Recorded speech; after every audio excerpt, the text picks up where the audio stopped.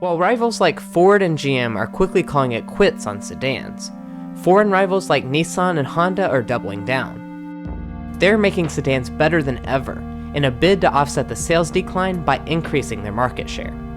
So today we have two of the latest and greatest examples of this strategy: the all-new 2019 Nissan Altima and the also recently redesigned 2019 Honda Accord. Now, Accord has already edged out Camry in a previous comparison, so let's go ahead and see if it can hold off another Japanese heavyweight.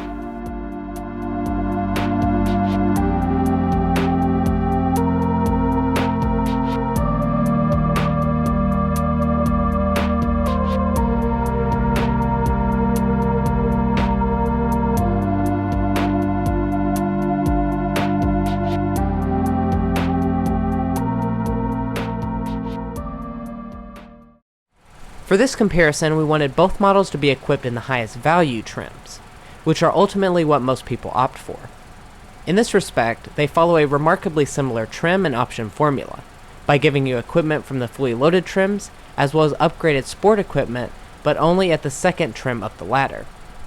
For the Altima, that trim is the SR, which starts out at only $25,100. Nissan doesn't offer many options to add to that. However, we do have one very important option, which is the new intelligent all-wheel drive system. With that factored in, as well as the destination charge, the total price comes in at $27,345. Moving on to the Accord, Sport is the equivalent trim level, and it starts out a little richer than the Nissan at $26,180. In this case, all-wheel drive is not available, but you do have to pay extra for an automatic transmission. After $895 for destination, its price rings in at just a touch over $27,000. That puts our price difference at a mere $270, which is already an early indication of just how strongly these two compete against each other. So with that out of the way, let's go ahead and get into the meat and potatoes. We'll start out under the hoods, where the two have both similarities and differences. The main difference is that the Honda's engine is a turbocharged 1.5-liter four-cylinder, while the Nissan sticks with a more traditional 2.5-liter naturally aspirated four-cylinder. The end result is still very similar power output numbers of 192 horsepower in the Accord versus 188 in the Altima, and 192 pound-feet of torque versus 180 pound-feet in the Altima.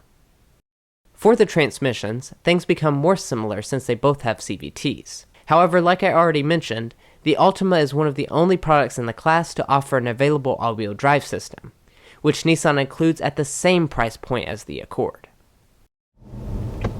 Now, as far as how they drive, both impressed me with a greater than expected agility, comfort, and handling.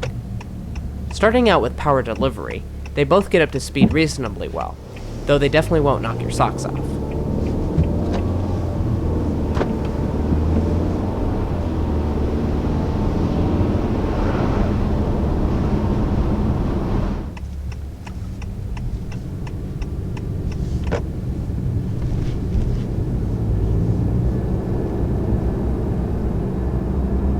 I did notice that the Accord's smaller engine makes less noise getting up to speed, but I also preferred the tuning of Nissan's CVT, since it simulates gear changes even at partial throttle, and it has a kick to make it feel real versus just varying the sound. Since both are the sportier models in the lineup, they come with an upgraded suspension tuning. Neither are harsh in any way, but instead really tighten things down in a satisfying way. The Accord's chassis is the better of the two, and when combined with the laser-fast steering is the more fun option to drive. Overall, if you own either of the boring previous generation models, you'll be really impressed by how much more enthusiastic these two have become. Lastly, let's talk about fuel economy. Without all-wheel drive, the Altima ties the Accord, but as it stands with all-wheel drive, it comes in at 1 mile per gallon less, 30 versus 31. Anyways, now that we've covered that, let's move on to the exteriors. Like the driving dynamics, if you're not familiar with the latest crop of midsize sedans, you'll be surprised by just how stylish they've gotten. Starting out with the Altima, Nissan went for a bold new look by taking their signature V-Motion grille and expanding it to be much larger than ever before. On the SR trim, the chrome is darkened and you have a black mesh in the middle. The Accord actually has a lot of similarities, since it also has a large mouth and darkened chrome accents on the sport trim. The grille cleanly flows into the standard LED low-beam headlights, which look straight from Acura. However, on the Altima, it includes both LED low and high beams, with a design that looks even better. The Accord fights back though, with LED fog lights that the Nissan doesn't have at all. Around back, there's not much to objectively separate the two, though subjectively, the Altima's design is more cohesive. Overall, both offer their styling pros and cons, so I won't award any design points. For me, the most standout feature of the exteriors have got to be these wheels. They both have really large 19-inch wheels that either look similar to or are exactly the same as what comes on the fully loaded models. And then for the mirrors, neither have heating, but the Altima does give you blind spot monitoring and rear cross traffic alert, which the Accord does not. That said, however, the Accord has the better overall safety equipment, since it includes the entire Honda Sensing Suite standard. That means it has emergency pre-collision braking, lane keeping assist, automatic high beam headlights, and adaptive cruise control. While on the other hand, this Altima only comes standard with front auto braking. And then to finish things off on the outside, we have the fuel ranges. The Accord has a 14.8 gallon tank, while the Altima has 16 gallons, which does mean that the Nissan wins here because its fuel economy is very similar. The actual numbers are 459 miles in the Accord and 480 in the Altima.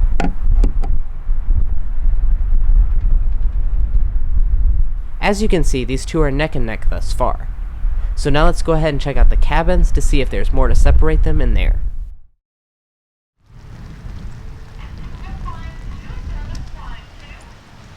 Now before we even get inside, we already have a pretty significant difference.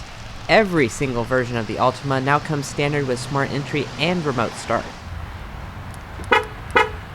The Accord doesn't get those until the EX trim. But once you get inside the actual interiors, there is more similarity in the designs than you'd think. Both have black cloth and leatherette seating, with a faux carbon fiber trim. The seats themselves are power on both, but the Honda has 4-way lumbar that the Nissan is missing. Now getting into the interiors, both have great materials even if the Altimas are a little bit better. Both use soft touch plastics across the top parts, but Altima has leather over the gauges and color contrast stitching. Down at the bottom, Altima also gives you a leather wrapped knee pad that the Accord is missing. Press the buttons on both to start. When you do, 8-inch displays mounted to the dash fire up.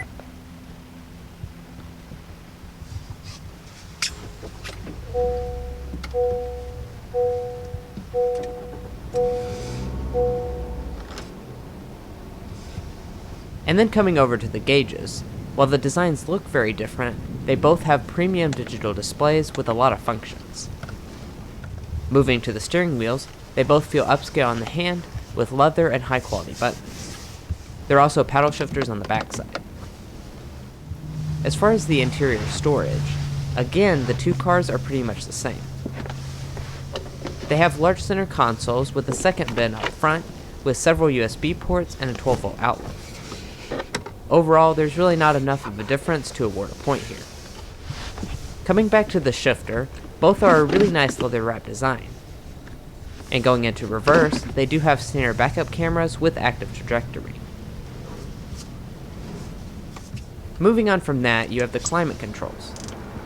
Here there is a big difference, since the Accord Sport comes standard with dual zone automatic climate, whereas the Altima is a single zone manual setup. Now let's take a sample of their audio systems.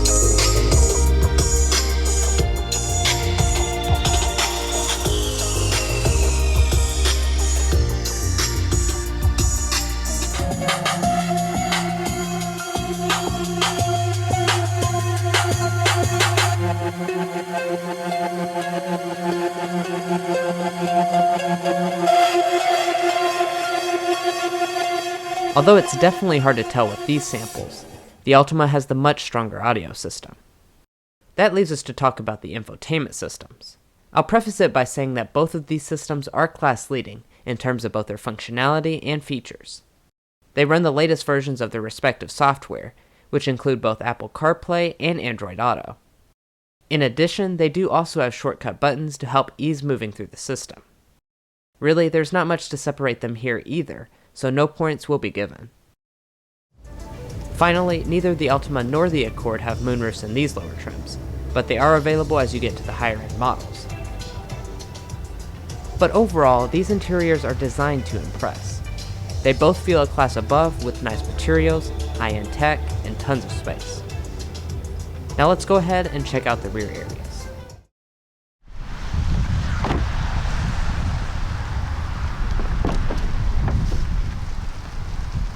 Despite how close these two have been in the front, the back is where you'll start to notice some differences. The Accord is significantly more spacious than the Altima, at a massive 40.4 inches of legroom compared to 35.4 inches in the Altima. Headroom, though, is about the same for both.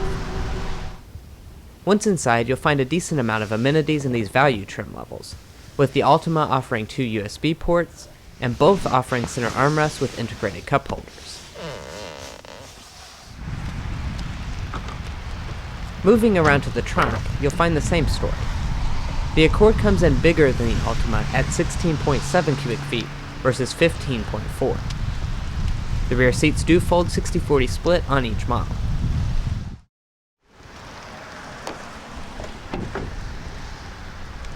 Well guys, there you have it. The newcomer on the block comes away with a W for this comparison, but that's definitely not a knock on the Accord. Both are amazing midsizers, and you really can't go wrong with either of them, so be sure to check them out in person. Also be sure to like, subscribe, and comment below if you enjoyed. Help us reach 50,000 subscribers, and we'll catch you next time as we sample more of the latest automotive delicacies.